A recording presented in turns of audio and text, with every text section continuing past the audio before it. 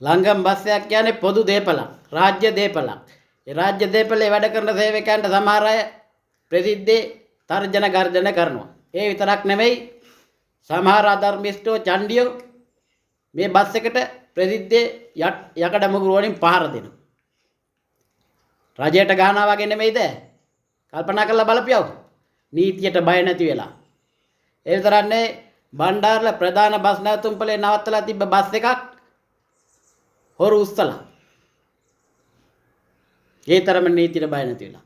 පසුව බණ්ඩාරල පොලිසියෙන් හොයාගෙන ඔන්න දියතලාවේ පැත්තේ තිබ්බලු.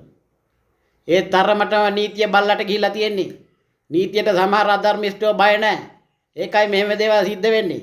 මෙහෙම දේවල් සිද්ධ නොවෙන්න ඕනි කියලා Tamanට හිතෙනවා නම් පොඩි කතරක් ගහලා එක පාට අධර්මිෂ්ඨ නරපණුවන්ට බලය දෙනවා වෙනුවට ගාපියව ලොකු කතරක් ඡන්දපත්තිකා පිරෙන්නේ.